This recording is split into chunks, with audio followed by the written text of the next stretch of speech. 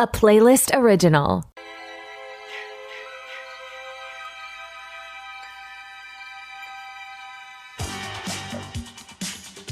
Well, a boy's best friend is his mother. Kill her, Mommy. Kill her. We'll tear your soul apart. Live or die. Make your choice. What are you waiting for, huh? What are you waiting for? I'm not even gonna swat that fly. I hope they are watching. They'll see. They'll see and they'll know. And they'll say, why, she wouldn't even harm a fly.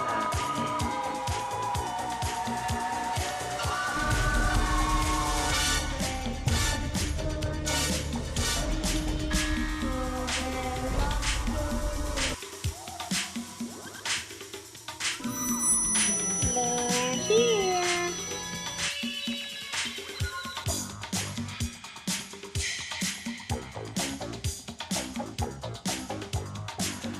I met this 6-year-old child with this blank, pale, emotionless face, the blackest eyes, the devil's eyes.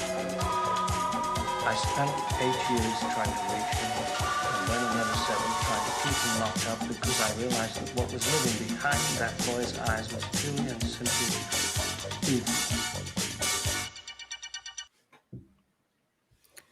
All right. Hello, everyone, and welcome to another episode of Back to the Blockbuster with your hosts, Gaius and Jackson, continuing our Tales of Horror series. It's kind of sad that it's almost over. Yeah, I know. I was recording with the 10th of October.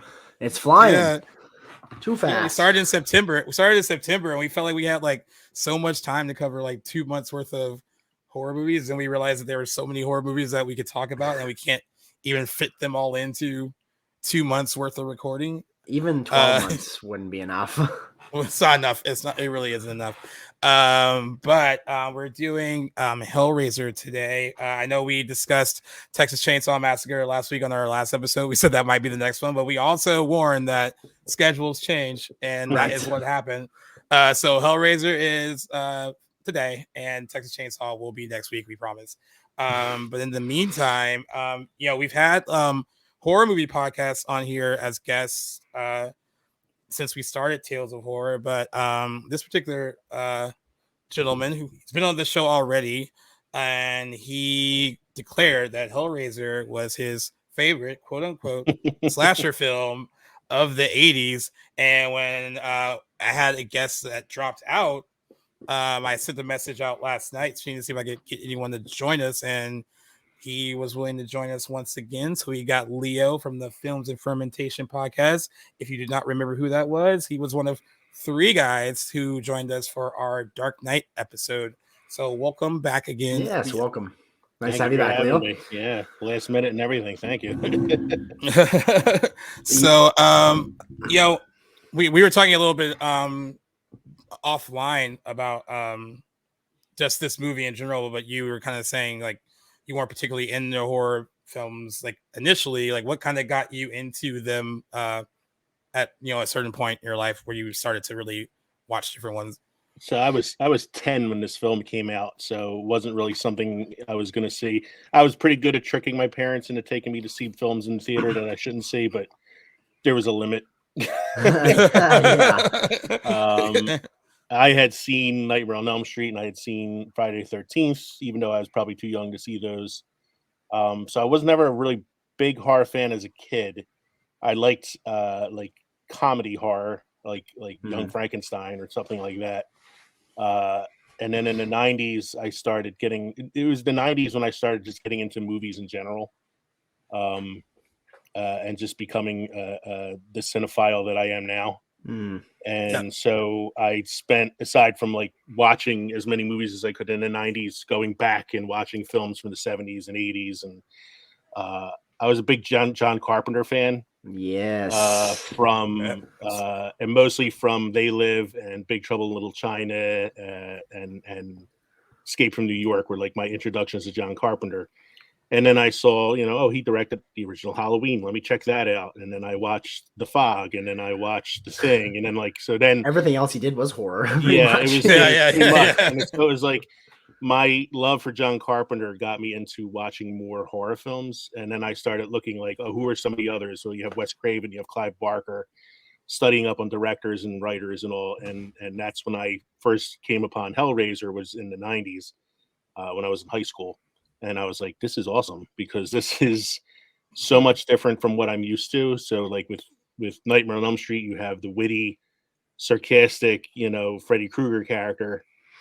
With Jason and Michael Myers, you had characters who never spoke, but they were ominous in their own right. But here you have villains who aren't exactly the villains. Like the humans are the villains in this film. Right. And the Cenobites are kind of like in the middle. They're not quite heroes or villains, and they're stoic and intimidating and awesome creature designs. And I was like, this is my kind of horror film. Something that's a little more cerebral, I would say. Yeah, stoic is a great way. I've never heard the Cenobites described that way, but certainly true. And I mean, they don't get angry. They don't, they're objective. Yeah. Well, I'm glad that we're at this point right now, because Jason from the other podcast is about to join us, so I'm going to add him in right now. Oh, that's pretty good timing. Perfect. Thankfully, we just started, Jason. So welcome to Back to the Blockbuster, and thank you for joining us and discussing Hellraiser. Thank you for having me. No problem. Well, since you're here, why don't you tell everyone who you are and about your podcast as well? Sure. My podcast is Dads from the Crypt. We are a Tales from the Crypt podcast. We've been reviewing every episode of the HBO show Tales from the Crypt. We've also done interviews with pretty much everyone that will talk to us about the show. We've been talked to a lot of the producers, actors, directors, casting, set design, kind of everyone behind the scenes. We even helped some of the old producers start their own podcast, the How Not to Make a Movie podcast, which started off about how terrible the experience of making Bordello of Blood is. So we kind of helped them, so we've become friends with them. And then but we also did, we've talked to William Sadler, who is the star of Demon Knight, and John Kassir, the voice of the Crypt Keeper, and Ernest Dickerson, who directed Demon Knight, and the guys who wrote Demon Knight. I'm a huge Demon Knight fan. And we're actually we're like halfway through the last season of Tales from the Crypt. So we've been alternating now with movies every other week, usually anthology movies. We're in the spooky season, so we've been covering some of the bigger movies. But I mean, there are some really good anthologies that have been coming out. A big plug for Satanic Hispanics, which came out recently. I saw I saw that. Yeah, that's cool. Really, really good. And then again, we're just three dads talking dad stuff and horror. Yeah, I love how there's like a podcast for everything. Mm-hmm. Like every single thing. I would I would never think to start a Tales from the Crypt podcast at all. I mean, I used to watch like as a kid, growing up. Oh, yeah. But yeah, it just shows that there's something for everyone, and interest really in rediscovering all these things too. Mm-hmm. Yeah, there's literally a podcast for everything, and I was like, well, there's no podcast about parenting and Tales from the Crypt. So there you go. You fill that market. You fill a niche. Yeah, there we go. That's and awesome. Then Leo, you've been on the show before, but tell everyone about the Films and Fermentation podcast before we get into the movie. Same thing. It was trying to create our own little niche, since our podcast is about movies and alcohol. Nice.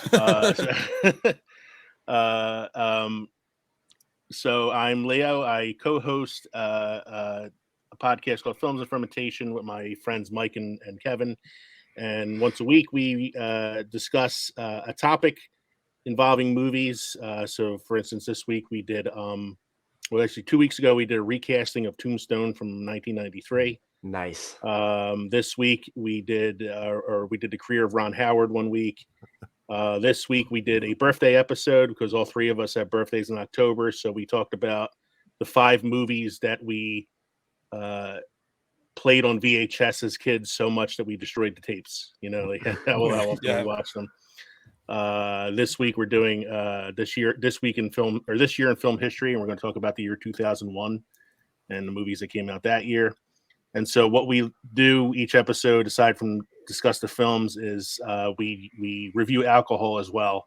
And we try to, as best we can, theme what we're drinking to what it is we're talking about in that episode as well. Sometimes it happens the way it's supposed to. Sometimes it goes off the rails. Sometimes, off the rails are usually the best episodes anyway. Right. I mean, when there's alcohol involved, I mean, I've tried.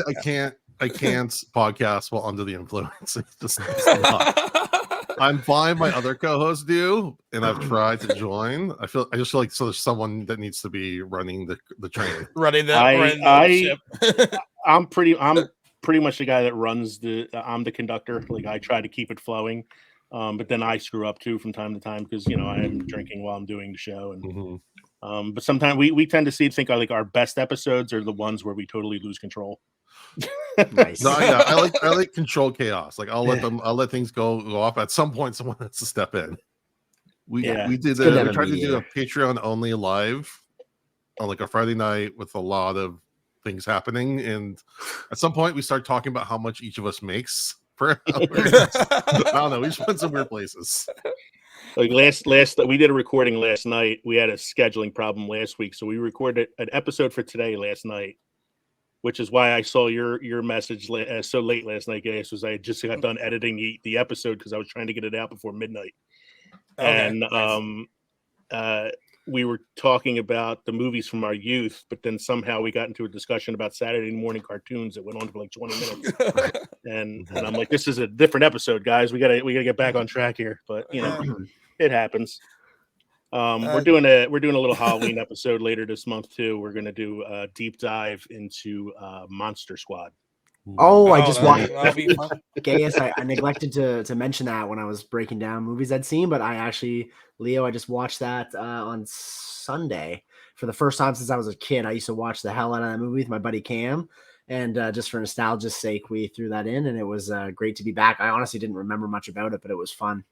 I actually suggested to the guys that we do a deep dive on that film because I recently watched a documentary about the making of the film that's called The Wolfman Got Nards. That's awesome. Great callback to that scene in that movie. I will definitely have to keep an eye open for that episode. Speaking of Demon Knight, I'm a big fan of Billy Zane and Demon Knight. Oh yeah. Billy Zane's great. We were talking about Billy Zane over the weekend because I'm not a huge like Titanic fan at all, but like one of the girls we were hanging out with was, well, can you name like something you do like about it? And I was like, Billy Zane, and then like everyone, there was like three other people that don't love the movie. They were like, oh yeah, he's pretty good in that, like a little like way over the top and like just wonderfully evil in the movie, and like he's best thing about it. Supposedly James Cameron saw Demon Knight, and that's what got him to cast Billy Zane. But with the toupee though. He's a career with a toupee. He's a career over actor, but I'm okay with that. I will forever champion the Phantom. Oh yeah. Oh god, I haven't watched that in years. Jesus. Oh, that was supposed to do big things for him, I think. Yeah, it was supposed to be his launching pad because it was like Batman had done so well at the box office. The studios were like, "Oh, I got an idea. Let's do more comic book films." What, like Superman, Wolverine? No, the Phantom, the Shadow, radio shows. The Shadow. We got like, we got like the Shadow and the Phantom and the Rocketeer. So like, I love Rocketeer. The best superhero film of the '90s was Darkman. Darkman. Oh, I love Darkman. I have it, but haven't seen it yet. It's on my Sam Raimi list. Mm-hmm. It's a really underrated. You're only like 16 years old, Jackson. You haven't seen anything. Hey, now I have plenty of time. That's true. Yeah, like, I was wondering how old Jackson was because I was listening to the Exorcist episode. He was talking about watching The Exorcist on DVD for the first time. I'm like, oh, that makes me feel old. Yeah. I am 25 for those. Okay, you're a pup. That's right. Yeah, exactly. We've had a lot of movie anniversary episodes that have been from 1998, and they're like, oh, the year that you were born. That's right. And he's so every time we get to the like, oh, when's the first time you watched it? He's like, today. Yeah, because I couldn't have watched it. Like, was Anaconda 98? I'm trying to think now. Or The Relic? I think that's 97. It's late 90s. Definitely late 90s. If there's any way for us to eventually cover Anaconda, I would so be down to do it. I'm down. I love Anaconda. So be down to do it. That would be a first time watch for myself too, actually. I could give you it's so fun. 20-minute dissertation on whatever accent John Voight is going for in that film. It's something. And he's the true villain of that movie. It's not even the snake. Oh man. Before we get into the movie, because I want to ask when we ever have guests on too, especially during this whole Tales of Horror series. Jason, are you like a big horror fan in general, or just Oh yeah. Okay. What's some of your favorites? It's cliche, but Demon Knight is definitely up there. Probably I'm a huge Exorcist fan. Psycho. The Blob remake was like the first modern horror movie I saw when I was a kid. That left a big impression on me. I'm a huge Sleepaway Camp fan. I love that movie. God, I wish we had discussed that one too. It's so good. That's such a oh god. Yeah, I did a really good episode on my friend Caitlin's podcast. Plug It Up, where we go deep on that. That twist is great. Yeah. Tremors. I'm big in the 90s horror, which is I think is very underappreciated. Deservedly so underappreciated, but it's just my sweet spot. I like the campiness of like 90s horror. So things like Tremors, which is a glorified B movie. Right. Like only elevated by the fact that Kevin Bacon's in it. And then Event Horizon. I love Event Horizon. Event Horizon. I love Event Horizon. That's actually really scary. It's really 90s horror. Which is basically like a Hellraiser, spin-off in a way. It pains me to know that we'll never get the director's cut of that film. Of that one. I was gonna say because don't give us false hope here, Jason. Yeah. No. I thought you were gonna talk about Hellraiser Bloodlines, which is actually about to get its first work print release. Oh so yeah, I've talked about that. Yeah. So originally it was directed by Kevin Yeager, the effects master, who did like Crypt Keeper and everything. And then the studio butchered it, Miramax, go figure. And then he took his name off, so it was Alan Smithy. And I think there's a new box set that's literally coming out this week or next week that has the first release of the work print from that movie. So I'm very interested. And the only way to get it is getting that box set, isn't it? Well, I mean, if you know how to get it. That's true. Because I was like, because I don't need all of them. Yes, you do. All right. Well, maybe we were just. I am a completist at. Yeah, I am a completist at heart, but like we were also talking about offline how this franchise, like after I tolerate the third one, but like the first two are the ones like I watch, and that's usually it. But then after that, it just like goes off the rails. I mean, I stopped after 2 because Clive Barker is still involved in it, but after that, I'm a huge fan of 2. Like, if that's actually my go-to before 1. Like, I think 1 is probably better as a film, but 2 is so bonkers. I have yet to see, other than the 2022 reboot, I haven't seen any other Hellraiser movies. But 2, again, I'm under the impression that's the one worth watching if you're going to continue. Yeah. So I need to get my hands on that. And I like 3 at least, and also R.I.P. to the director of 3, Anthony Hitchcock. I believe he just passed away yesterday. But there's some really good action, like set pieces. Like there's a Pinhead. I'll put it this way: Pinhead's stuck in a pillar for most of the movie, and at one point he eats a woman. That's the second one. He gets the woman into the pillar. It's amazing. Into the pillar, yeah. No, that's the third one because it's in the club. Yeah, it's the club, yeah. And there's also a CD Cenobite. I remember like that one. There's a guy with the camera in his head. But it's really fun. It gets I really recommend silly. that one. But the second one at least feels like it's a complete like continuation of like the first movie. It feels like it's in the same like wheelhouse. So Jackson, I think you would like the second one. Yeah, Leviathan appears in it, right, as a character. Mm-hmm. So it's also kind of, I guess, like bigger in scope than the first movie is. Like it actually takes us more like into hell, right? World or whatever. And you get like backstories for Pinhead. Pinhead, yeah. Right. Okay. Yeah, I've done some reading on it, obviously, but I definitely need to experience it. So one question I have just about the series in general, though, are you treated to more or a lot more Cenobites than the traditional 4 that we get in the first, like throughout the series? Yeah, you get a lot different ones, I guess. And like unless the third one, you get some different ones, but yeah, it's Yeah, pretty much. I'll Well, let you after guys- 4, pretty much all of them are repurposed scripts where they took other scripts and just shoehorned Pinhead into them. into Oh, them, okay. yeah. Because so that way they could keep the rights. So that they needed to make Hellraiser movies. So they found, okay, there's another Right. script.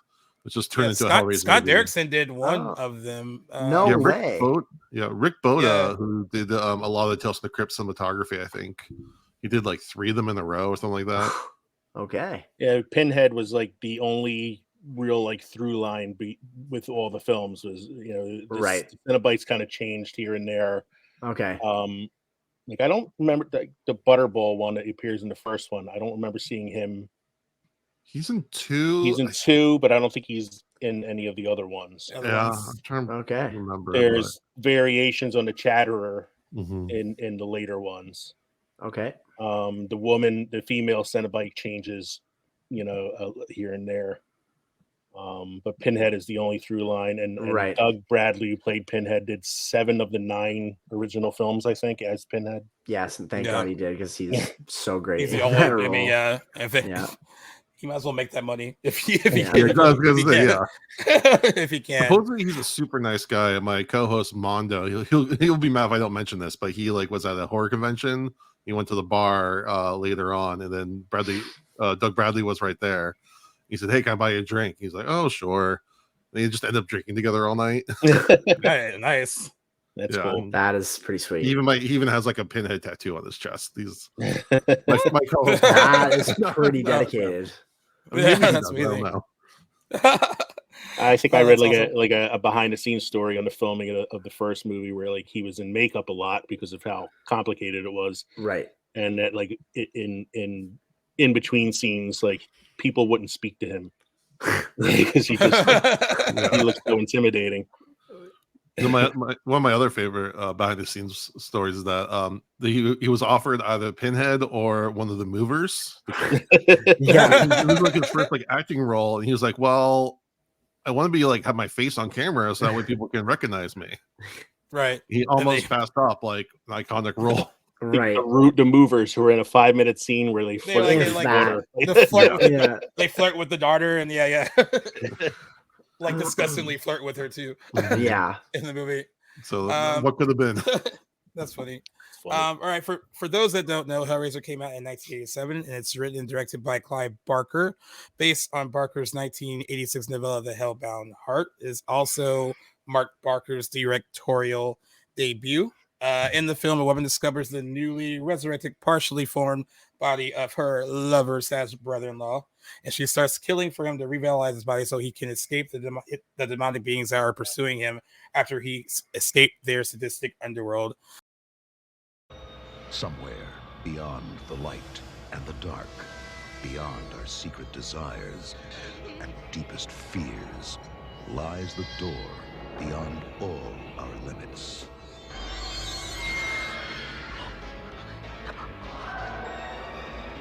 We have such sights to show you. Hellraiser, there are no limits. Rated R.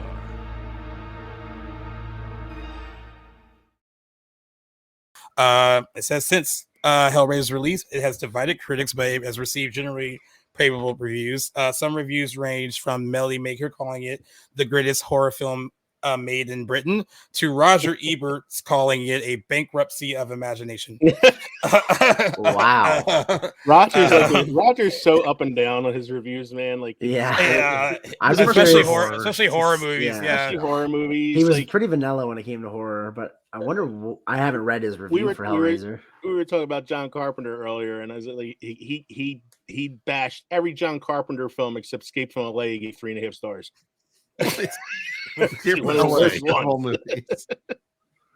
He's ridiculous. Doesn't surprise me. You call it a bankruptcy of imagination. The film was followed by 9 sequels. The first of 7, like I said, featured Bradley reprising his role as lead Cenobite, or who became known as Pinhead. Franchise reboot also followed in 2022. Jason, I guess I'll go to you first. Like, when did you first see and discover Hellraiser? So growing up, I was really terrified of horror movies, like just the iconography. Because again, and I was an '80s kid, so just seeing like all the Freddy Krueger and Jason like stands at the video stores and stuff scared the crap out of me. And of course, Pinhead was in there, so it was all really I didn't like any of it until I saw Scream, and that was my horror awakening. Nice. And basically after that, I just mainlined every movie I could think of, I could find.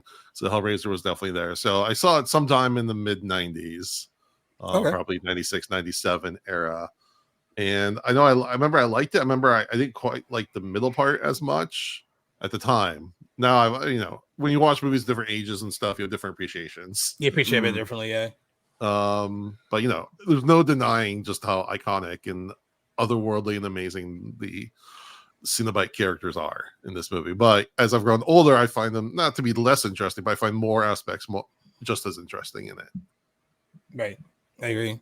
And then Leo, you kind of explained when you saw it, like what you said in the 90s, right? Yeah, I said Jason and I have a very similar track there. Like it was the 90s that I truly considered myself a cinephile in the 90s, because that's when I really started getting into film and going back and looking at things that I wanted to see.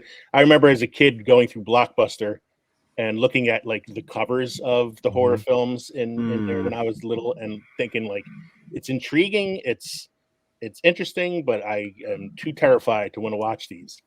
And then in the 90s, I went back and was like, I'm not scared anymore. Let's check this shit out.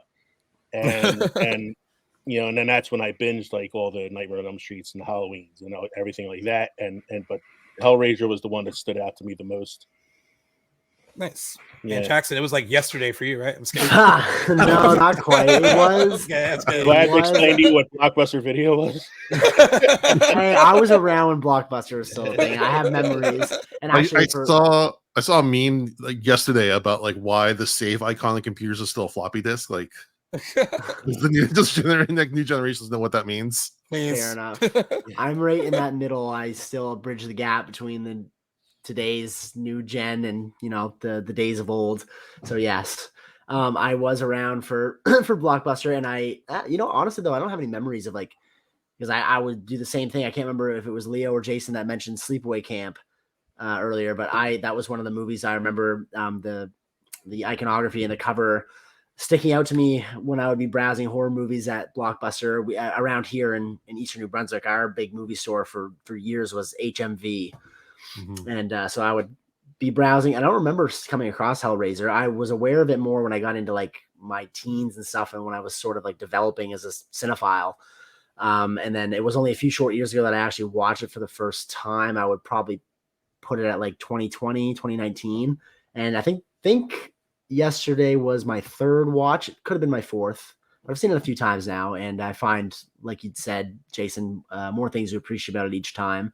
This time, though, I found I wanted more Cenobites. This watch more than others. I was like, I wish we got more, and so this will probably, of course, embolden me to watch some sequels. It's one of the things that I liked about the original too, is it was like a less is more mentality. Yeah, true. They give you a little taste of them at the very beginning. Right.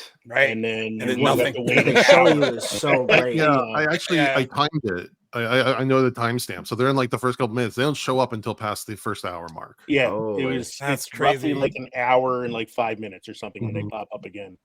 I looked at it the last time I watched it. I looked at the timestamp. I don't remember, but yeah, but it's like you're waiting that whole time because they're going to come back, and right. It's satisfying when they finally do. It very much is. It is. That scene is probably one of the most iconic. Like when I think of like really great horror scenes, like that scene where they pop up again, like you said, like the hour 5 minute mark, when Kersey solves the puzzle box. Like that whole scene, like I don't know how long that scene is, but I get chills when I watch it because it's just so like it's all simplistic too and how it's all done, but like it's just the dialogue's really good. And that first, like, just hearing him talk for the first time and like all that stuff too, like it's just so. We have such sights to show you. Yeah. Can you imagine though, like seeing this in the theater without like seeing maybe saw a couple trailers that no clue what you're really in for. Being hit with that opening scene of that guy getting torn apart, and then like putting the going face to this family drama for like an hour. Yeah. Oh god. I was telling Gaius earlier before the rest of you guys came on that like there were scenes that had to be cut from the original because they wanted to give it an X rating. Mhm. Like there were, it was gorier than what we get to see on the screen. Oh, that's It feels very truly gory. disappointing. Yeah, like yeah, I was that's thinking- Jackson's wheelhouse.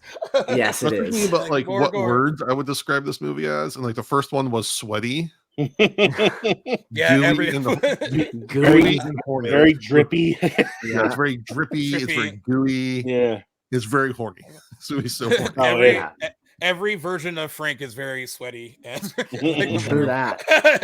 Yeah. Oh man. But yeah, I think- I mentioned before that I saw this movie way too young, like 7 or 8 when I first saw it. Oh my god, you would have And been traumatized. I'll try. Yeah, it was not. It was one of those things that you snuck and watched with your friends, and Yeah. I really didn't understand what I was watching that young either.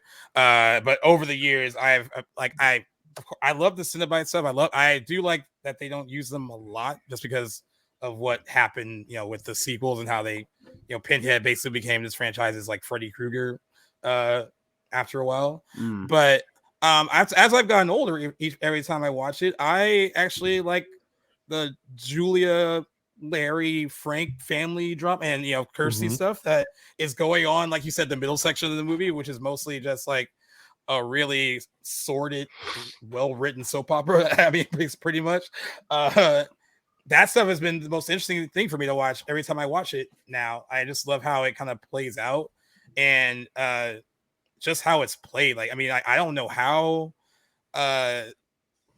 he can't really tell that like Larry can't really, I mean, he can tell that something's going on with Julia, but it seems like it takes a little too long for him to realize that, like, yo, this she is so distant and so doesn't want to be here with you. Like, everything about her screams like, I can't really stand you. Like, Right. but it's a really interesting, like, kind of interplay between them, and then just having his daughter there, who also, you know, she has uneasy feelings about Julia, but that could easily be explained as like, oh, you know, she's not my mother. You know, it can be like evil, you know, evil stepmother syndrome. Like, but she's doing her best to kind of get along with her for the sake of her dad, I guess. But yeah, like that stuff has always been, like, now lately has been like the most interesting thing to watch.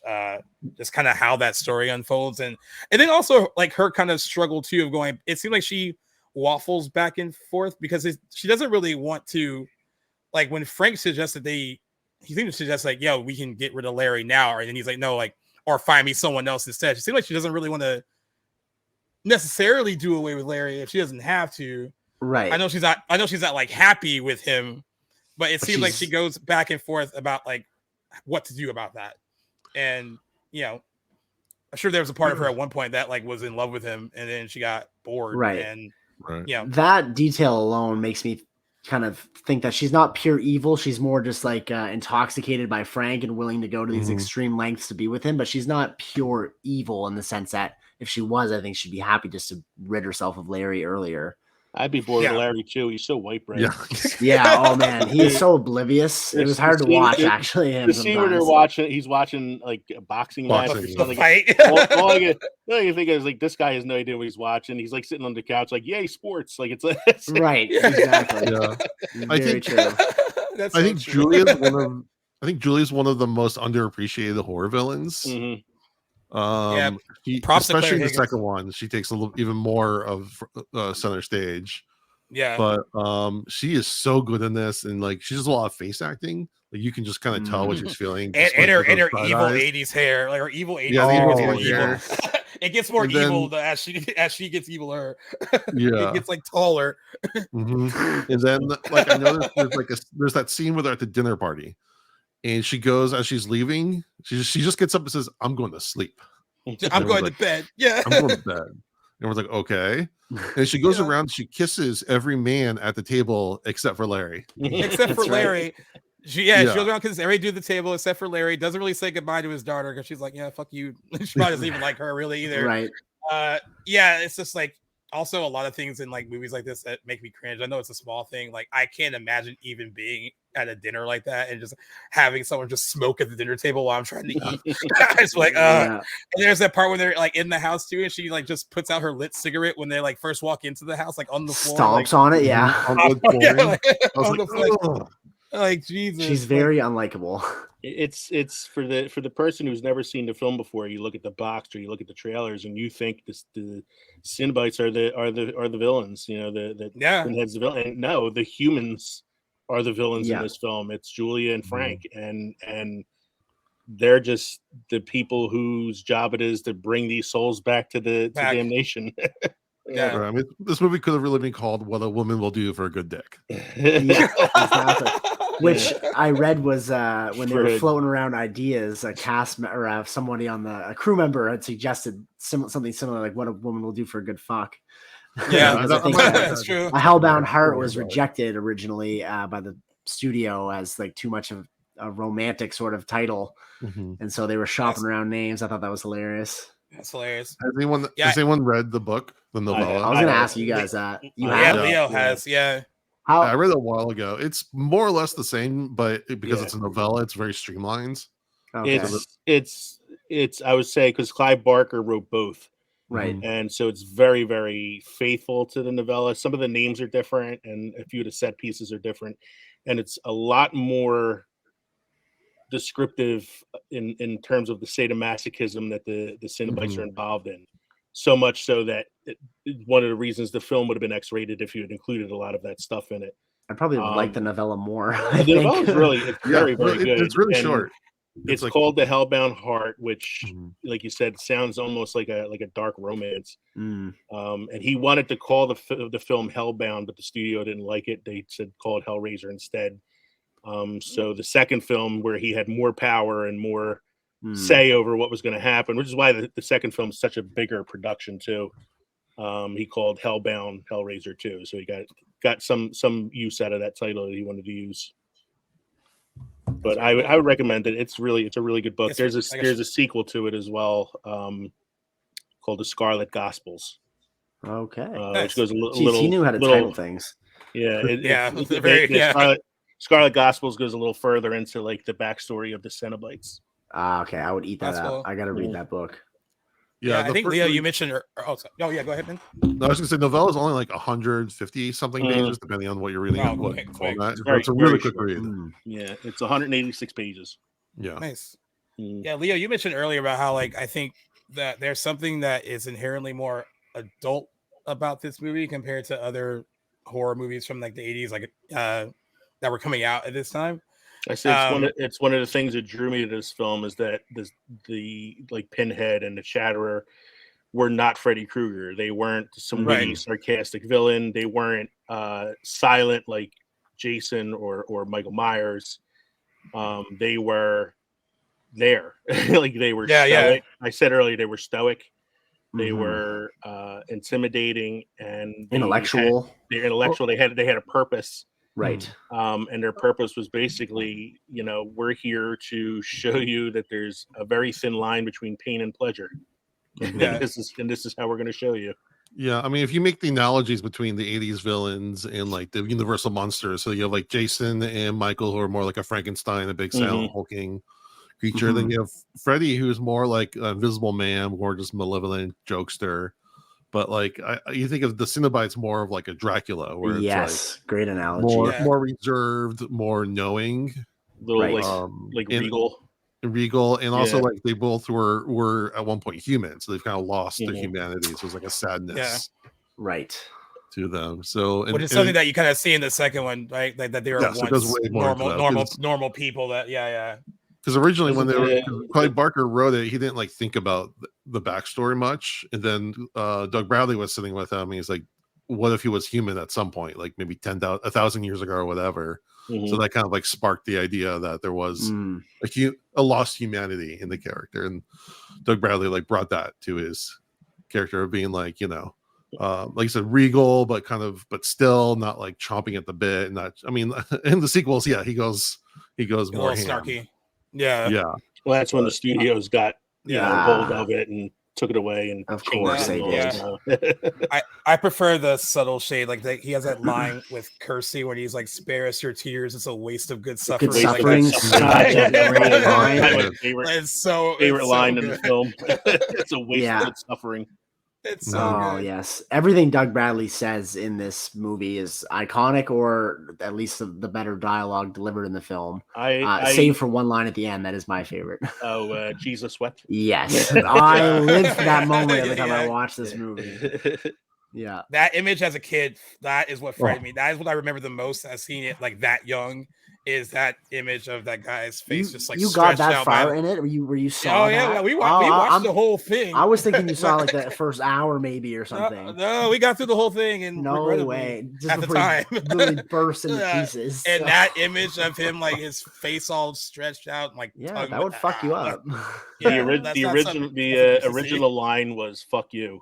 Yes, I know. Such a great line change that would not have been nearly as impactful. The actor ad-libbed the line because he was tired of so much profanity in the film, and he went with that line, "Jesus wept," because it's kind of like a I want to say it's like a Christian slang thing for like instead of saying like "fuck you," you say "Jesus wept" because it's kind of like saying like you made Jesus cry. Yeah, you made Jesus cry. I'm like yeah.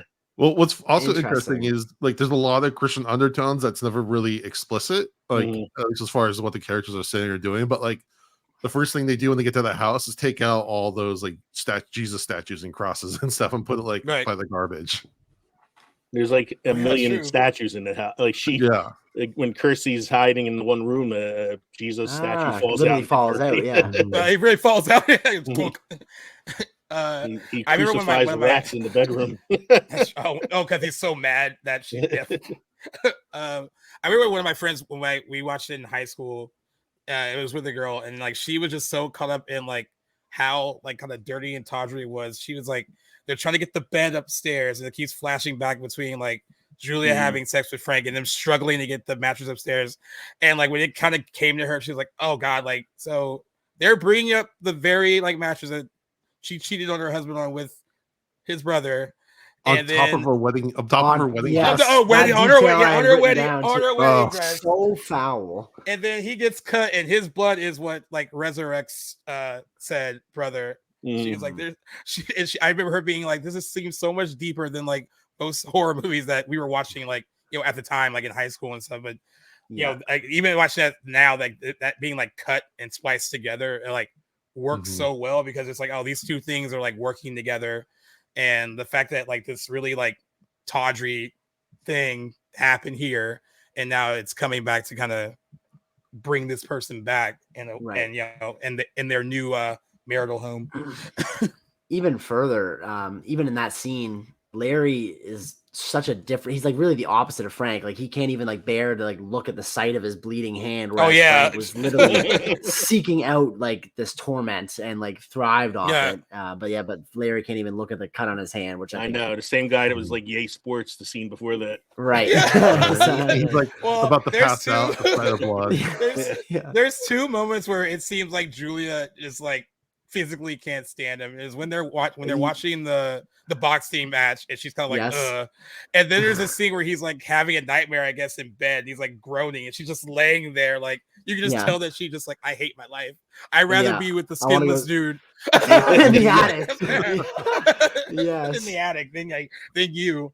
But yeah, it is funny to think that like he is the complete opposite. Almost like I do love the Yay Sports comparison because he isn't acting like someone that is into that kind of thing. No. And and very much different from his brother. His brother, I mean, just from what we can tell, it just seems like kind of a drifter, just doing whatever he can to like seek out these moments of like that, that whole scene after they have sex, and he just says like it's never enough. Like he's always seeking like something more. When she finds the pictures that he has in the attic, and it's all these different women that he was with, and and then there's a line he said that I really liked that says when Julie first finds him and he's talking about how much pain he's in, he says some things have to be endured, but that's what makes the pleasure so sweet. Yes, that is a good one. He's probably narcissist and We didn't even Arthur. get to the creepiest line. Come to daddy. Come to daddy. Oh my god. So gross. And then they play it over in her head when she's like thinking about just like come to dad. It's like in slow motion. Yeah. Which is also how she recognized that Frank is wearing Larry's skin too. Oh yeah, that is what makes that's on the face wasn't not that doesn't enough. obvious Yeah. enough. She paid no mind to the fact that there was blood all over the back of his head, but I mean, she was just so excited to see her dad. yeah, I mean, come to daddy was yeah. the catalyst. And then like he's already talking so differently from her dad too. Like we had to put him down. Like her dad wouldn't talk like that. That's the shit. Like How dull that guy was to begin with. The only time he became interesting was when his brother started wearing his skin. His face. That's a great point. But I did want to mention that the effects in this are just like, even though they're not perfect, they're just so tactile. Yeah. Yeah. And I love it so much. Like that big like corridor monster, you can totally see the cart that they're like pushing Yeah. I don't care. It still like, looks it's real, it's there, it's a thing. Yeah. It as beats opposed to like CGI any day. Even the Always really want good practical. CGI, you still know it's not there. Like that's not a threat. Right. Where this, you actually know that she's running from a thing. Mhm. Even if it looks, Yeah. not the best. That's a great in like point. 4K.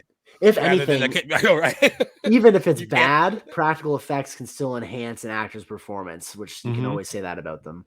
I mean, watching the Frank Form again, like that whole like that scene is really well done too. Like, yeah, That reverse photography. yeah, worked so well. some good practical. So I remember seeing this movie for the first time, not really knowing the reputation this movie had for its practical effects, and then being blown away while watching it, being like, this is masterful, like stuff you compare to like The Thing, for instance, in terms of how authentic it looked. And then like the designs for all the Cenobites, they all look very like they are.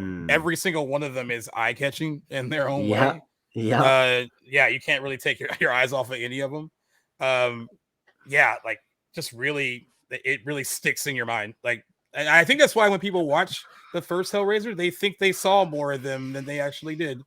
Because they stand out so much. Yeah. Yeah, like you've never seen anything like this. Like most American, most people haven't been like exposed to the BDSM kind of aesthetic, much less demonic BDSM. This is taking it like even further. So I think that's what just people just kind of clung on. Again, people when you ask people, there's like, oh, the Cenobites this, Cenobites that. They don't even remember the Julia stuff as much. Yeah, they kind of forget the whole like middle part of the movie. I'll give you a comparison to like Silence of the Lambs. Everybody remembers Hannibal Lecter, but he's only in the film for 18 minutes. That it? Yeah, oh, wow. Yeah, like and Buffalo Bill's like the main villain. He's the main villain. But Anthony Hopkins won a lead acting Oscar for 18 minutes of work. Yeah, that's very right. true. Yeah, like 2 sets too. He's like in the same like 2 cages. He's in a cell for most of the film. But again, but that's just Clive Barker's is such a visionary. To come up with all that. Yeah. You have to have a vast imagination to like think that up. Wonder what inspired this particular story, where he got inspiration from, if it was something in his life or if it was other art that he was really inspired by. I'm sure it's documented. If it is, I don't know about it though. But yeah, I would like to know too, actually, like what kind of inspired him to not just the Cenobite stuff too, just like even like the overall like the more human aspects of the story too, which are relatable and like something like a lot of people in like marriages get bored and they want to seek something. They want to seek something more than what they have, and like you kind of see that in Julia when we first meet her. Like when I watched it again for this, I was like, I would love to know what a happy time was for Julia and Larry. If there ever was, if there ever was, if it even existed. Why did she marry him in the first place? I mean, we do see how she looks when she first meets Frank. She looks physically like different. So like I was just like wondering like when she met Larry, was she just sweet and wholesome and just like what that relationship was, and like did it just fall apart because of the Frank stuff, or like what it was like that's why that whole section of that story intrigues me, because it's like if you want to know more about like where things went like off the rails for them. And again, having an 80s horror movie that has like such a well fleshed out female center of a story, there aren't many. You don't find that very often. I mean, She's very Christy complex. kind of becomes de facto final girl, but Right. it's not really her movie. Like, I love her boyfriend character is like, Oh you know, yeah. her character. She even makes him sleep on the floor, which I thought was funny. I know. So Yeah. What's that line where they're like drinking at the table and she's like, "Oh, if I have more, I won't be able to stand up," and he's like, "Oh, so lie down." Lay down. That's so weird. I love to, on the note of the boyfriend, by the end of the movie, like he just happens to be there when the house is falling apart and the Cenobites are on, and he's probably thinking like, what the fuck is going on here? He's not privy to anything that was going on. He tries to, when they're getting attacked by the engineer, he tries to grab the cube from her. He's like, "Here, give me that," and she's like, "No, I got it." Like, what the Oh hell? God! Oh yeah, she's like, she's like, "You're not a man." Like, is that the name of the that big creature from the hallway? The I don't know if that's what they call it in the film. In the novella, it's called the engineer. Oh, okay, interesting. Yeah, I think that's like a de facto name. Yeah, Okay. I think it's like in the script. It might be how they refer to it, but they never actually say it in the film. Well, right. Jason, you mentioned Kersey, being like the de facto final girl. I know for a lot of people that I know that like the movie, they kind of think that she's an underrated final girl in the pantheon of final girls. She did. But you are right. She doesn't. It doesn't have the movie's not about her, so it's not really about her journey. Really, I mean, she kind of once she gets involved after Larry says, "Can you go talk to Julia?" and like she goes to the house, like that is when she becomes more involved in the movie. And by that point, you're almost like close to an hour into it at that point. But do you think that she is a underrated, or any of you guys think that she is underrated in the sense? No, I do think she's a great performance. I'm not taking anything away from that, but I just don't think she's like. Yeah. I think she's more just the narrative driving force, at least for the last half hour of the movie. Because Julie's just way in over her head. And to give her even more credit, she is like the main character of the second movie, so it goes true. She does like that. She takes center stage and she even shows up in some of the sequel, like the later sequels too. So no, I think actually I will say pretty much everyone in this movie does a really good job acting wise. The guy who plays Frank, actually, I love his performance because not only does he play Frank, he has to play his brother playing Frank. Right. So I think he does a really good job of that part, like to do that kind of heel turn. So like he has to play Frank, he has to play has to play Larry, he has to play Frank, pretend to be Larry, then he has to play as Frank. Like, but at the end of the movie, so it's really interesting stuff.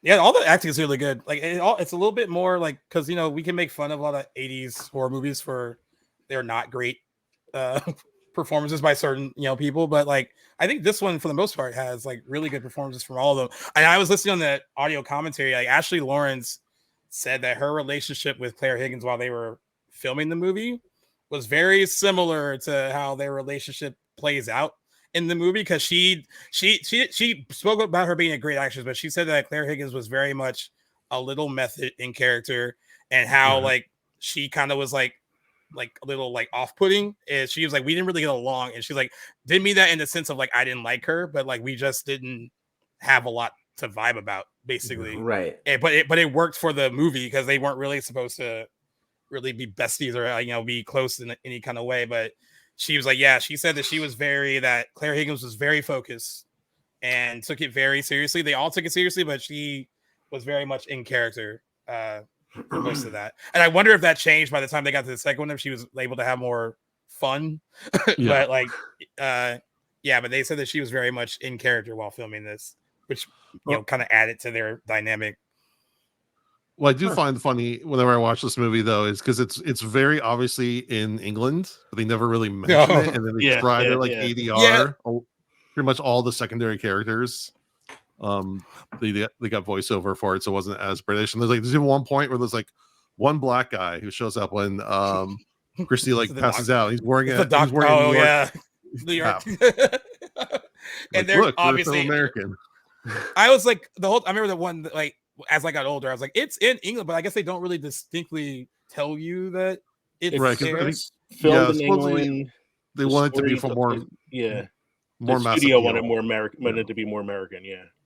So they can sell it like a bit, to American audiences, I guess. But but so obvious. The dub lines are so obvious though. And a lot of like Chrissy's boyfriend too. You know, the boyfriend, the clothing, the characters, like those guys at the bar scene, the guys at the bar, just seem so British. Like obviously, like all very British. But I kind of do like that. It's like kind of nondescript too. Like you can't really tell exactly where you are. Kind of adds to like the mystique of it a little bit. It was a little ephemeral, like kind of like out of place a little bit.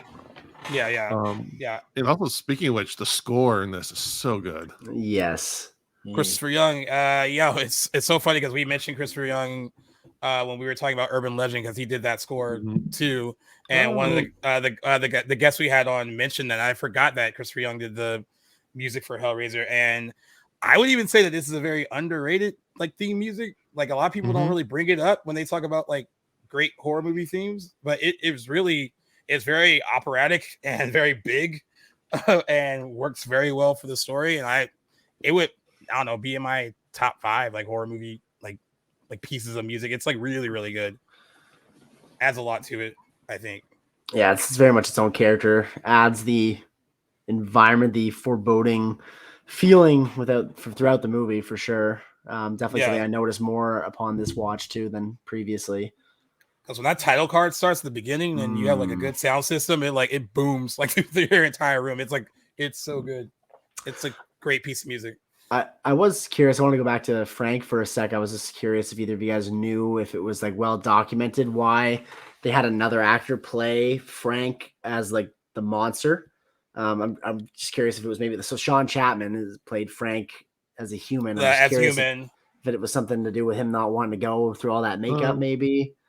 I thought maybe because like the other actor was skinnier too, like he was a thinner actor, and for the skinless like Frank the Monster thing, I think that is why they ended up doing that. But I was probably almost certainly like they only needed someone. Whenever you do like taking away, you can't really take away from an actor. So if you want to make them look like less than, you have to find some way to cheat that, and it's easy. You can't tell who it is. No, exactly. So unless you watch, if you watch it enough times, eventually, but you just dub the voice and call it good. Because I don't even think they used the voice when he was Frank. I think that was dubbed too. They dubbed him too. You can kind of tell because it doesn't sound like it's naturally coming out of his mouth at all. Yeah, that's crazy. But yeah, I think that is why they ultimately did that too. Like because he was a skinnier. Like I just looked up a picture of Oliver Smith. Oliver Smith is a very lanky guy, so he looks great under all that makeup, glistening and wet and like pure nerves and blood. And it just adds the kind of metamorphosis of it too. Like it just like it's so disgusting to look at. Like the scene where he's like he and Julie are in the room and he's like, "I want to touch you," and he's like reaching his hand out and just shit's dripping off of him. When he first when she kills the first man and he's like crawling out of the darkness over to him, I find that scene unintentionally hilarious. I find the motion of him waddling over to the body so funny to me. I mean, it's disturbing, but it does get a giggle out of me every time I see it. I start to laugh every time he says, "Don't look at me." I was like, she's seen so much now. I mean, dude. Like, why does it matter if she sees this at this point? That's like how I feel when I'm like eating a plate of buffalo wings or something like that. Don't look at me. It's not for your honest child. Don't look at me. Don't look at me. Don't look at me. One of the motifs I noticed is a lot of like fingers and mouths, which that's a great point. Like when the Chatterer first comes up to Christy, he like just like goes right in and sticks his fingers in their mouth, and Frank does that to Julia when he's all gooey. True. We talk about the homeless guy that stalks Kirsty. Can we actually? What's up with that? Yeah, that must be touched upon in the novella. Is that in the book at all, or is it? I don't recall. And like what he transforms to at the end. Was something that was written for the film. Okay. Yeah, like he might have been like the beginning just to give him the box, but like the whole ending where he turns into a demon. That's all. That's all new. I mean, I know it was meant to be like some way of getting the box back in the hands of the original dealer at the beginning of the film. So I don't know if it's supposed to be like they're all connected somehow, but that's the one part of the film like I'm not a big fan of because I'm like I just don't kind of get it. Man, true. And I know the special effects on the creature design at the end were done by Clive Barker. Okay. Over like a weekend because they ran out of money. Yeah. Like he created himself with another guy, some German special effects artist or something, and they he got said something polluted. in an interview. It was 48 hours of alcohol induced. Yeah, like fever. All things considered, it's probably pretty good compared to or considering the state they're in. Yeah, I mean, it's only a $1 million budget. So, which that being said, very impressive. Looks most of it looks great, but for a first-time director who didn't go to film school, he got some books from the library or something like that. It's a very well done movie, and then I'm assuming he just relied on the crew to do their job, and he just lucked out with a really good crew. He said the crew is very forgiving of his ineptitudes. Yeah, that's good. He's he didn't even know the difference between 35 millimeter and 70 millimeter film when he went into it. He's you could have handed me a plate of spaghetti and told me it was 70 millimeter film, and I would have believed you. He's because I had no idea. So they were very forgiving and very accommodating of his. That's nice. Kind of learning on the job. But I think he brought such a unique vision to the film, and I think that's what they all execute. I think everyone believed in that vision. They executed it really well, and that's why it's such a memorable movie. It was a proven vision because he had already written novellas, so you knew he had an idea of what he wanted to show. And he had that endorsement from Stephen King too, which would have went a long way, I'm sure too. He's got that famous quote saying he's seen the new face of horror, and his name is Clive Barker. That's iconic. That's got to mean a lot too. They are putting that all over the VHS tapes and stuff. I feel it meant more back in the '80s than it does now. That's today, because I feel he says it for a lot of people now. They're okay, go home, you're drunk. That's you can't say it for everyone. You missing censorship. I just want to mention some of the stuff that was cut. They said 2.5 shots were cut from the first Hammer murder, including a close-up of the hammer lodged in the victim's head. In the scene where Julia murders another man, the actor playing the victim felt it made sense for him to do it naked, but the new murder scene was shot but ultimately replaced with a semi-clothed version. You are a confident extra when you're I should be showing my hog in this scene. Close up of Kirsty sticking her hand into Frank's stomach, exposing his guts. There's a longer version of the scene where Frank is being torn into pieces, and the final shot where his head exposed were also cut.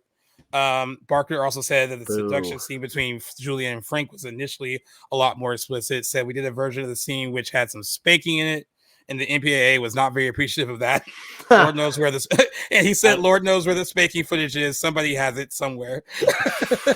I also think there was something about the MPAA only allowed no more than 2 buttocks thrusts in a sex scene. If you got the 3, it was you're knocking on NC-17's door. Oh my goodness! Thank God we remember those days. The MPAA is weird. Somebody tell that to Tommy Wiseau. Yeah, true. He didn't abide by any rules making that. So strange what they cherry pick for what they consider appropriate and not, or their threshold seems so arbitrary. At least in earlier days, but. And it's so crazy what was cut, and it still feels like a very gory movie that shows a lot. I used to think I used to think that this was one of the goriest movies I had seen at one point. And then, sure, of course, I saw others. I mean, yeah, back then, right? What was really rivaling this at the time? You had all the Friday the 13th movies coming out, and I think what a lot of them wised up to is that they'll only tell you to cut they can only tell you to cut so much to be reasonable. So my guess is that you would usually put in shots that they never really wanted, just to they're sacrificial target. Yes. That makes sense. Okay, we'll give up that. We'll give up the butt spanking scene to have this other scene. That's smart. I like how he said it's still out there somewhere. Someone has it. I don't know who. In a spank bank, if you will. Bank somewhere, somewhere, just waiting to sell it on eBay. Couldn't pass that up.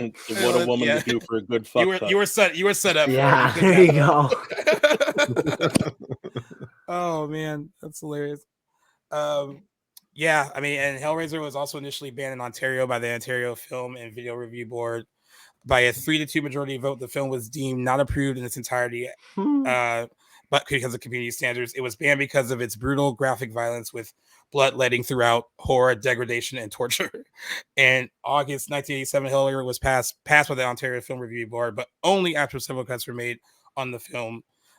New World Mutual Pictures of Canada cut about 40 seconds to get the film passed with an R rating. 35 seconds of extended torture scene featuring hooks pulling apart a body and face were removed, as well as a scene of squirming rats nailed to a wall. So that gets you your 40 seconds. Man, 40 seconds goes such a long way. Goodness gracious. I get it. I will admit though, seeing the nail, because you do still see the rats nailed to the wall in a couple scenes, and yeah, it is disturbing. But to see them squirming, yeah, that would definitely add another layer. Yeah, there's that scene where what's his name? Larry's on top of Julia, and Frank kind of comes up behind them, and she's and skins no. And he skins the rat. Right. I always forget about that scene. Yeah. Larry, and she's saying like, "No, I can't bear it." She's talking to Frank, and she's talking to Frank, and Larry's probably like, "No, like she's freaking out about me." But that. Larry's like, not, yeah. Larry also goes much longer while she's like resisting and like screaming. Saying no. Yeah, exactly. This is the sports guy, so he was trying to. Yeah, no, he's very much oblivious for much of that movie. Yeah, way too oblivious. Yeah, but like, I forgot about the skinning rat scene for a sec because there's so much other. Because he's like standing right there, like that guy gets so bold. He's like, "I'm not hiding in the attic. I'm coming in the room."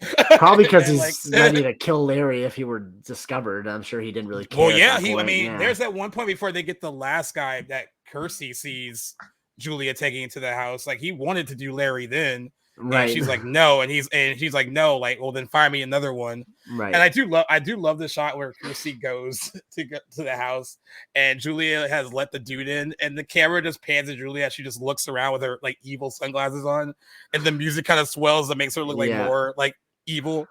And it's just like those moments like that just are like unintentionally funny, but also really just adds to like the heightened drama of the movie itself too. Yeah, one of the guys says like, I like to be safe. And just walk into the creepy attic. Oh yeah. And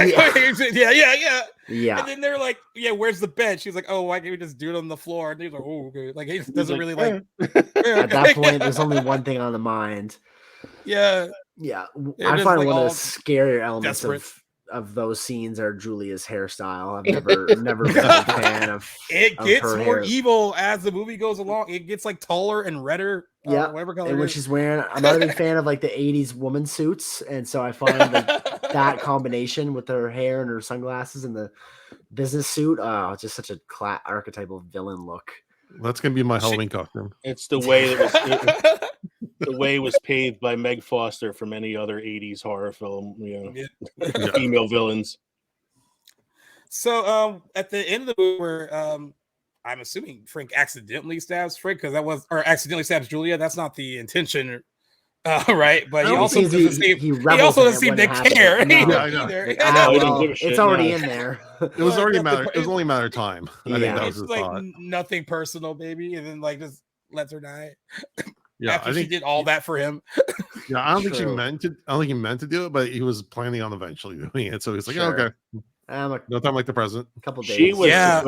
I talked earlier about how Pinhead was the through line to all like the rest of the sequels. She was supposed to be the antagonist throughout the series of films, but then again, once the studios took over and Clive Barker, left the filming to them, they were like, nope, Pinhead's the man. But in the second one, she's like a priestess of hell or something, right? Like she's like overruling hell or something like that. She's kind of like it's a similar story to like Frank because she comes back with no skin and all that. Oh, her resurrection scene is a gross. I mean, it's definitely worse than Frank's. Like, I almost have to turn away when I'm watching because it's also longer than they probably should be. And the quote donor is more disturbing. I'm not gonna. The person that they sacrifice. Yeah, it's really fucked up. It's disgusting. Like I wonder what that movie would. Yeah, now you want to watch it. Yeah, no, I do. It's I guess I always wondered if I guess he didn't mean to do it, but he was like, oh, it happened. And like you said, I think he eventually would have gotten rid of her. She would have served her purpose at some point, and he would just moved on and found something else to excite him even more, I guess, at that point. Yeah, I think Frank was destined to be a Cenobite. Honestly. Yeah, like he just fits them so well, yeah. If he didn't, I feel like it's partially punishment, but also like recruitment. Right. Yeah. There you go. See?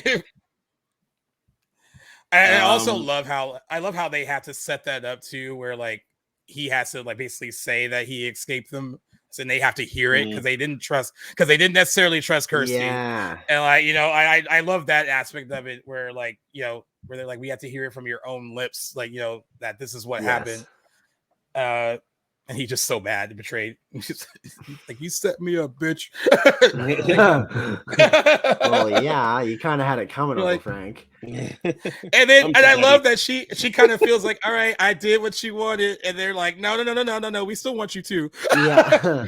Wait a minute. He did say maybe. He didn't say. He said maybe. He said maybe twice. It's the second maybe. Maybe we'll talk about letting you go. Like, you go, girl. We got there's another good quote from the film we forgot about. It was that they are explorers into further regions of experience. What does he say? Not angels to some, demons to others, demons to some, angels to others, something like that. Like, that's another great line. That's a really great line. Everything he says, that whole scene is great. Every word he says in that first scene with Kirsty is like literally iconic Doug Bradley delivery. It's just too good. All the Cenobites are supposed to have lines at some point, but the Chatterer and the Butterball guys' costumes were too constrictive and they couldn't speak. So they couldn't talk. So some of the lines were thrown to the female Cenobite instead. So I love how she doesn't have like an official moniker, does she? Just it's like the female Cenobite, right? Yeah. Yeah. I mean, he had Liz Cenobite. You call her what? They call her Deep Throat on the set, like her name. Oh my god, that's crazy. Like Pinhead was never supposed to be his name, but that's just what they called him. And just stuck. I know that really he was just the lead Cenobite in the strip. Cenobite. Right. In the book, he was like the high priest or the priest, Hell or something. Priest, I think the Hell Priest or something like that of the Order of the Gash. Right. I've read that before. I did a big deep dive on the Hellraiser, sort of like a canon of back in the day after I'd seen it for the first time, and it's all coming back to me. There's a whole series of graphic novels too that are pretty interesting. Yeah. No, that would be some cool imagery in there. Mm-hmm.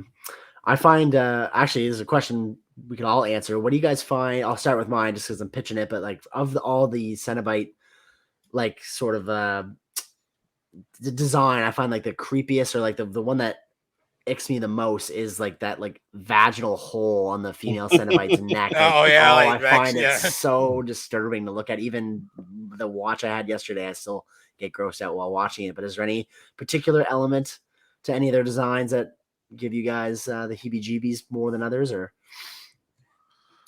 go with you, Leo, first if you want to take it.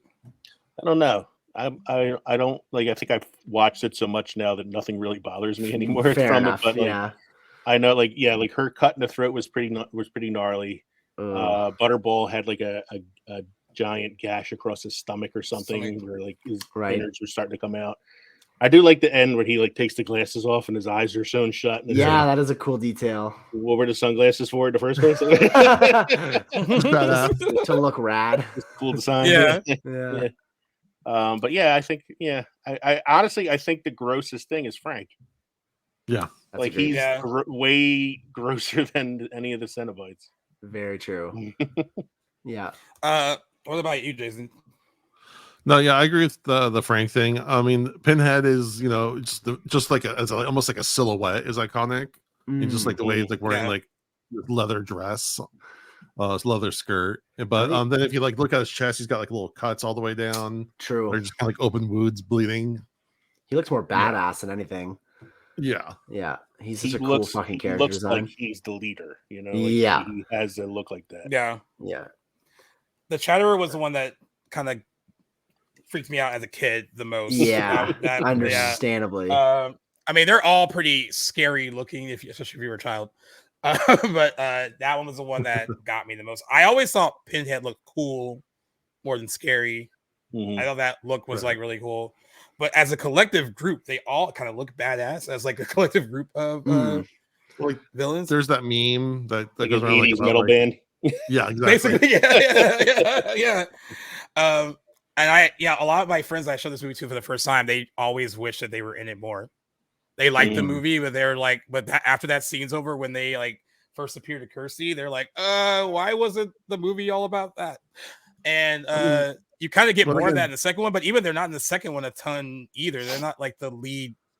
You learn more about them, but they're like they have like a few minutes more of screen time in the second one, but not like a ton.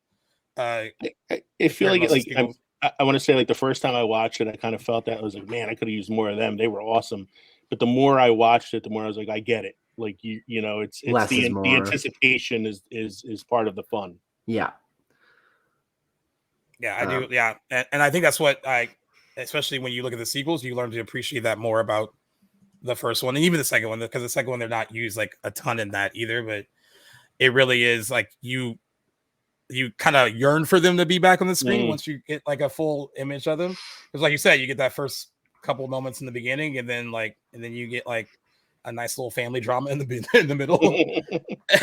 and then shit gets weird again at the hour and 5 minute mark when they introduce them again. But yeah, I do like it's.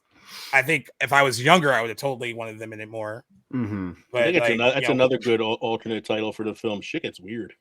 Shit Gets Weird. That would make a great name for a movie. Sounds like Cronenbergian. Right. Shit just gets weird. Yeah. Shit gets weird. Oh man. Yeah, and the movie ultimately made $14.5 million in the US and Canada, which I guess is a lot for the budget. Yeah. Not one of the hugest like horror movies of the 80s like here, but of course one that kind of I think over time, especially when it came out on like home video, found a bitter audience. Yeah. Any horror film from the 80s that cracked like $10 million was like a hit. Yeah.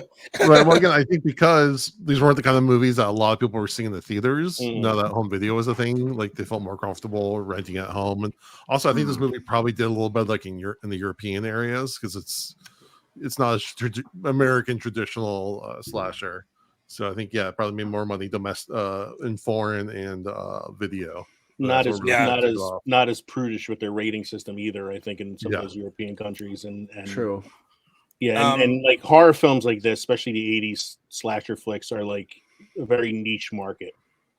You know, this wasn't getting awards consideration. This was a certain group of people who were like, into this shit. So I don't remember if there was a makeup effects Oscar back then, but if there was, I think it was 6 years by that point. Yeah, it was. Yeah, because American Werewolf in London won. Yeah, exactly. That was the original. Or 82, I guess, would have been the first year. That was the first one that won. I'm curious what won out makeup effects. In 1980, so this came out in 87. So that would be 88. That would be the 88 Oscars. Let's see, 1988 makeup Oscars.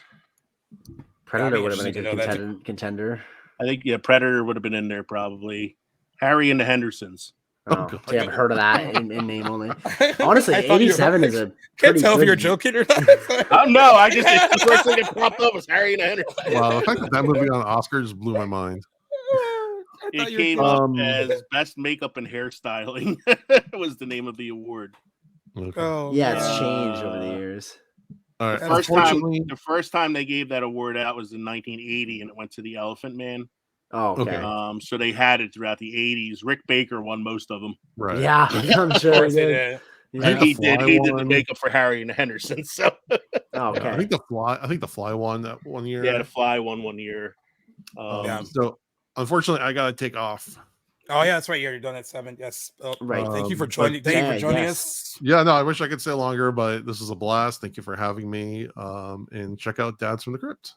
Yeah, we will. I want to check it out. My favorite episode is the Don Rickles ventriloquist dummy. Yeah, with Bobcat Goldthwait. Yes. Yeah. Thanks for joining us, Jason. All right. Good night, guys. Take care, man. Night. Peace. I also noticed that the reviews were more mixed in the US compared to the UK. UK liked it a bit more than US. The full Roger, well, not full, but the bigger, he gave it 1.5 stars, of course. And he deemed it as a dreary piece of goods that's masqueraded as horror and many a long, cold night. This is one of those movies you sit through with mouthing dread as the fear grows inside of you that it will indeed turn out to be feature length, and that this is a movie, and that this is a movie without wit, style, or reason. And the true horror is that the actors were made to portray and technicians to realize its bankruptcy of imagination. What a prude. I love Roger, but no. I've never understood his take on certain horror movies. Like, it doesn't always make sense. Like, he loved the original Last House on the Left, and like, he'll talk about how like there? It's like that's so violent, and like, but then he'll talk about how other horror movies are too violent, and he will give them like 1-star reviews. He would also backtrack a lot later in his career. He would go do rewatches of films that he gave bad reviews to, and then like he gave The Thing like scathing reviews, but then later in his life rewatched it and was like, it's not as bad as I thought it was, and like, you know, after everybody else called it a classic. Yeah. Now he's coming around. Hard to imagine finding anything bad with that movie, especially when it had come out. I would have I would kill to have experienced that in 1982. You would have been one of a few people because that movie that's hard. That's a good point. I showed that buddy that movie for the first time, his first time, just a couple weeks ago, and was probably my 12th watch of it, and it literally, I think I enjoy that movie more every single time I see it. I think there's one like thread on my podcast that Mike, Kevin, and I always say is we are suckers for practical effects. And that's the Godfather. I prefer it that way. The practical effects in The Thing are amazing. The practical effects in Hellraiser are amazing, and it's shit like that I kind of miss. Definitely, and what makes contributes to their longevity, right? It still looks great, 40 years on. Yeah, great. This one review from Kim Newman from the Monthly Film Bulletin. She said the most striking immediate aspect, which seems like what we've talked about a lot today, is that it's serious of tone in an era when horror films, most notably the Nightmare on Elm Street or Evil Dead films in particular, tend to be broadly comic. She appreciated that it was like mostly just serious. She did state that the film suffers from a few minor compromises, notably a decision made fairly late in shooting to change the specifically English setting for an ambiguous and unbelievable mid-Atlantic one. I'm wondering if it was like released in the UK without the dubbing. That would be interesting to find out too. Interesting if they had done that. I don't know if they did, but that would be interesting. Would make sense if they had. It would make a lot of sense as to why it was so popular as well. Yeah. But for the most part, and this got better reviews in the UK than in the US. But it does, as of now, have a 70% fresh rating on Rotten Tomatoes. I think that's pretty appropriate. And it says there that it's elevated by writer-director Clive Barker's fiendishly unique vision. Hellraiser offers a disquieting and sadistically smart alternative to mindless gore. And in the early 2010s, Time Out conducted a poll with several authors, directors, actors, and critics who have worked within the horror genre to vote for their top horror films, and Hellraiser placed at number 80 on their top 100 list.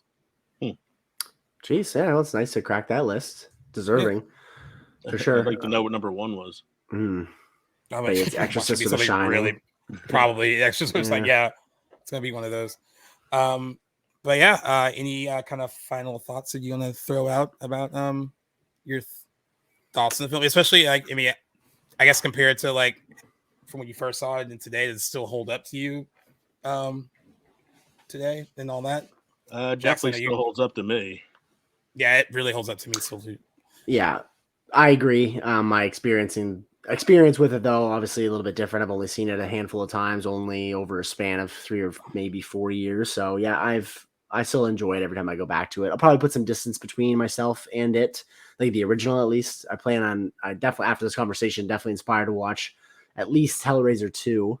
Excited to see that. Yeah, you want me to add that to the Dropbox? Yeah, that actually would be great to do that. Honestly, I remember watching because I was such a fan of Hellraiser at the time the reboot came out last year that I actually caught it like soon after it had been released. I remember not surprisingly being very disappointed with it, but I think I want to give it a second chance just while talking about it. But I said it was too long. You don't need as much backstory for the characters as they were giving us, and it cut away from too much violence. I remember. Yeah, I like the Cenobite design. The Cenobite designs were kind of cool. They were different, but I don't feel like it was worthwhile. There was way too much unnecessary story. I do remember gleaming that too. Like we're not. Again, I guess it is a foundational part of the first one. Like the human part of it is a big bulk of the movie, but I don't think it necessarily worked as much in the reboot. It was tighter in the original because it was a 90-minute film, and it wasn't like How it long wasn't is this? multiple character stories. It was just this centralized into this one family. Oh yeah, and what was Right. going on with them. the remake is 2 hours long. Yeah. Yeah, that's a If you lot. want to get some other like good Clive Barker in your system, you check out Hellraiser 2, check out Candyman. Oh, Candyman, I've Candyman's seen. One of my favorite early horror films and Clive Barker films, and very underseen, is Nightbreed. Oh yeah, Okay. I haven't seen that in forever. Yeah, That's a good one to Nightbreed's throw in. another one where the monsters are not the villains. Nice. That's a good. I Mhm. like that that idea, I guess, in horror too. I'd like to see Did that. he do Lord of The end- Illusions too? Did he do Lord of Illusions? He may have. I don't know. I don't know if he just He produced it or not. did- Oh, yeah, Lord of written and Illusions. He directed did by the Clive Barker. screenplay for it. Yeah, Lord of Illusions Based screenplay. on his own short story, The Last Illusion. Yeah. And then later he did Midnight Meat Train. And Yeah, Bradley I forgot Cooper's about in that, that. Yeah. Yeah, Bradley Cooper is in that. But I would say if you want some of like his early stuff, like check out the Hellraiser first two at least. Nightbreed and Candyman are probably his best three. Nightbreed, I am queuing up right here. Add him to my watch list so I don't forget that one. So Nightbreed came out in 1990. He wrote the novel for it. Obviously, he likes to write his books first and then do his films. Yeah. Great, like another like great creature effect film. Really good makeup effects. The monsters are not the villains, but the human that is a villain is very, very creepy villain. I see Doug Bradley's also in Nightbreed, and David Cronenberg is the second build cast member, which is pretty sweet. That's great. David Cronenberg is the villain. Oh, great. Oh, he's so awesome. Oh, there you go. In the film. So yeah, I would check those out. Good to know. Alrighty, what score are we giving this one, Jackson? All right, don't hold it against me, but it's gonna be low, is it? It's not. I don't think it's low. I mean, because there are a lot of elements of this movie that are better than the overall score, but when combined as a whole, like there are some moments in this film that I think don't hold up, as at least from my naive young eyes. I'm giving this a 7, and that's a good 7. Like I really do enjoy Hellraiser, so I hope I think it has a 7 on IMDb. Actually, yeah, I pretty much agree with. It's a 7.4, I think, or something like that on IMDb. Yeah, I always thought it was 7.0 adequately rated, and I do cherish it as a classic horror. Yeah, the effects too, strong point of this movie for myself. There is some acting in it. There's some dialogue that I just find very campy 80s, which just having not being from that time, I can be a little bit harder on sometimes. I feel like that's it. Might change with next watch, but there is an undeniable charm to Hellraiser, which is not, I guess, a word that you would typically associate to something like this. But that being said, yeah, I do really like Hellraiser and want to check out the sequels for sure. But yeah, what do you guys think? What about you, Leo? I would give it an 8 out of 10. It does have its flaws, but as I said before, it's my favorite horror film from the 80s, so it's not going to get too low a rating from me. No, I think that's pretty good. Yeah, I'm with you on the 8. I think it's like compared to like a lot of the 80s horror movies that are coming out then, I think it's better than any of the Friday the 13th movies. It's it's up there with me for Nightmare on Elm Street. I don't think it's better than that, but it's like has that. There's more going on than just like the gore and the horror aspect of it. There's like layers to the story that I appreciate in it. And like I said, I think it gets better every time I watch it. And I also love, like we mentioned offline, it's a breezy 90 minutes. Like you said, yeah, it a lot of flies. 80s horror. A lot of 80s horror was just like, the 90-minute mark was like golden, and it's perfect length for a movie like this. And and I also think it still holds up pretty well today. Definitely. Minor stuff aside, like the dubbing and like, where are they located? Where are we at? Like there's all that little stuff that's kind of like, but overall the story and impact of it still holds up. Yeah. It's sad because I know I wouldn't have many friends I could probably show this movie and anticipate them liking it, but I'm glad that I was shown it and that I'd watched it when I did. If anything, I wish I'd seen it sooner. But if there is ever a time I think I know somebody that might like it, I wouldn't hesitate to show them or put somebody on Hellraiser. And I hope people listening that maybe haven't seen it decide to check out Clive Barker's '80s masterpiece. Yeah, and I'm glad we were able to cover it too, because we actually, when the show was like in between trying to find co-hosts, I had to like just get an episode out, and this was one of them that I did by myself, just talking about Hellraiser last year. So I am very happy that I got to discuss the movie with like other people, with you, Leo, and of course you, Jackson, because I actually brought this up to you, like, hey, I did this movie last year, but I did it alone. So would you like to just do it again? And you're like, yeah. And what I say, hell yeah. You're like, yeah, let's do it. So so I'm happy I got to cover it with other people this time. I mean, I'm glad I got through that one by myself, because I was like, it was hard, but it's still better to like bounce off true kind of opinions and conversations with other people. Absolutely. Well, yeah, kudos to you for sticking through it and still doing it, even though you didn't have anyone to join you. I'm hopefully this was a good experience for you yourself too, and very happy to have joined you. And Leo, it was great having you back on too to discuss Hellraiser, and glad you had the chance to talk about a movie that you love as well. Yes, for sure. I love a lot of movies. Anytime I'm good. I mean, we're the same way over here. There's been certain times where I throw the thing on Twitter, and you're like, basically almost any movie we'll discuss with you guys. So if you give us enough notice, like, we will do it. So like for me, especially like with the horror films, I'm okay. Like Mike and Kev are not as big into the horror films as I am. Because I watch so much shit, man. Like I need a life. I watch movies are life, man. I'll watch anything, and sometimes it's good, sometimes it's really, really bad. Oh, me too, though. I mean, like, but that's also fun. Yeah, it's what makes some things need to be endured, right? That's what makes the good one so sweet. I have been happy with some of the horror films that I've seen recently, like Malevolent and what was the Barbarian? Oh, Barbarian! I love that movie. X and Pearl were both really good. Yeah. Stay tuned for Maxine. Wait for Maxine. Yeah. Funny, I suggested Barbarian to a friend the other day, and he hit me back with that he heard from a couple of people that it was shit. And I said, man, go watch it and make up your own mind. Barbarian was awesome. It's in my top 10 from 2022, actually. It was so good because I wasn't expecting it. Like, exactly. It was sleeper hit. Yeah, it was so very good. I actually like Smile a lot too. I thought it was much better than I thought it was going to be. Yeah. Because I really thought they were dumping it in September and it was going to be awful. And then I went to that press screening and was like completely surprised by how good it was.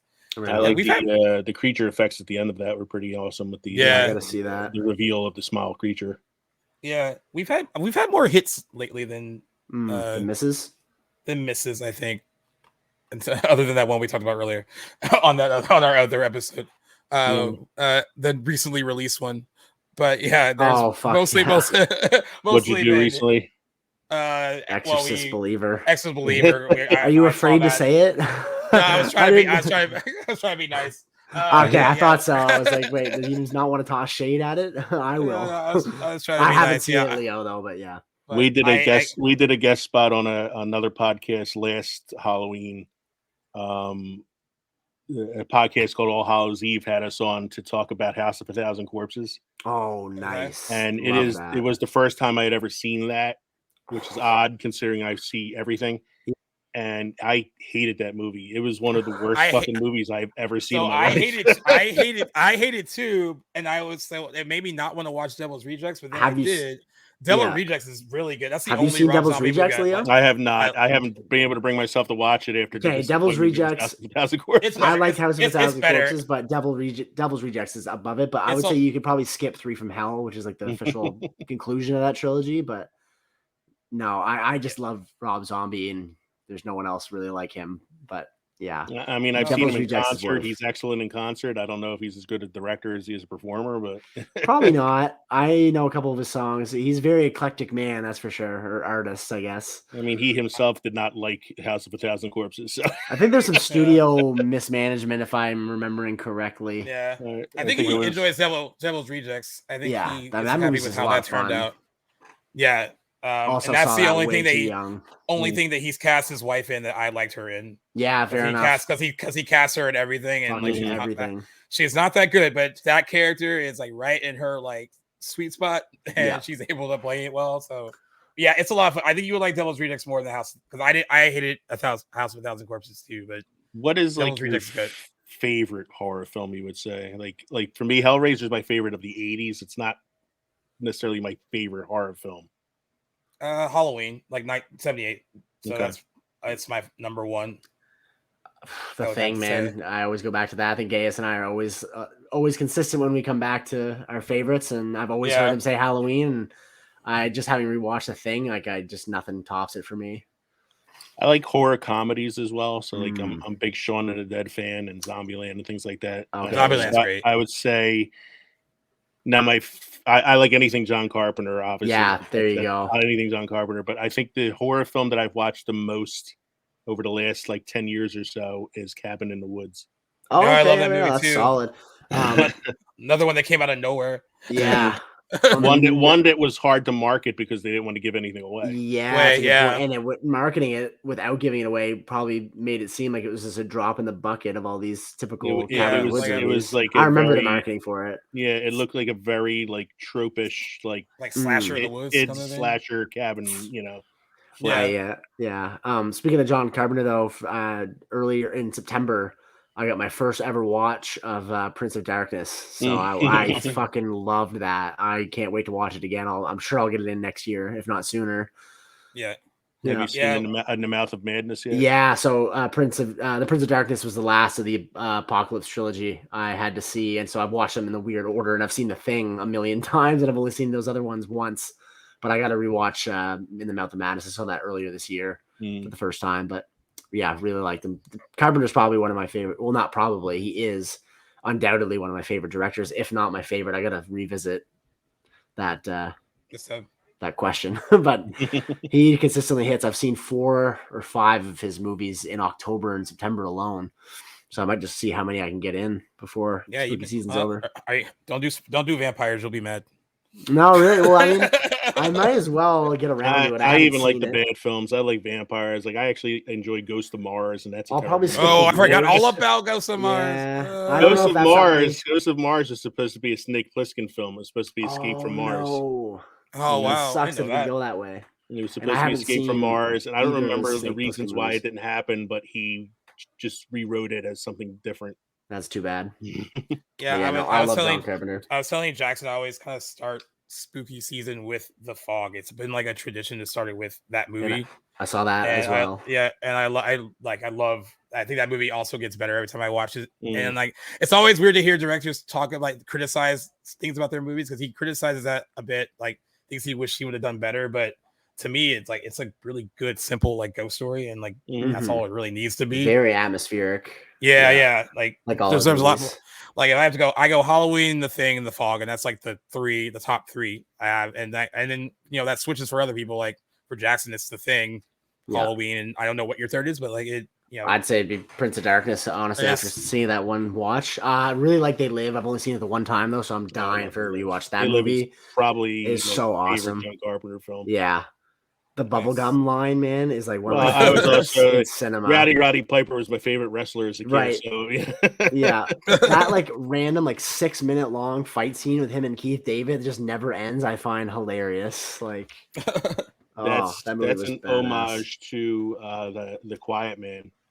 Oh, that scene with him and Keith David? Yeah, it's in The Quiet Man. There's a 6-minute long fight scene between John Wayne and his rival in the film. Neat. Okay, cool.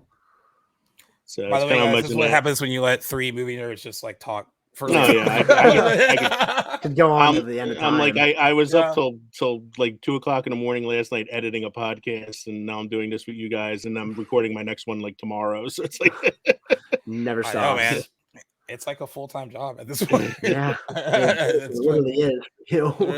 Yeah, I know.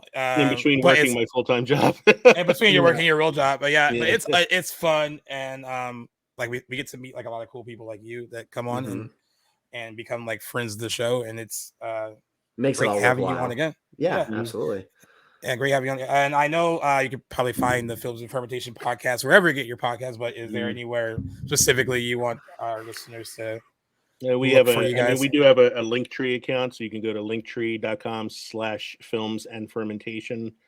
and have all of our social media podcast links there. We're on everything. We're on Instagram, TikTok, Twitter, you name it. Like, we're there.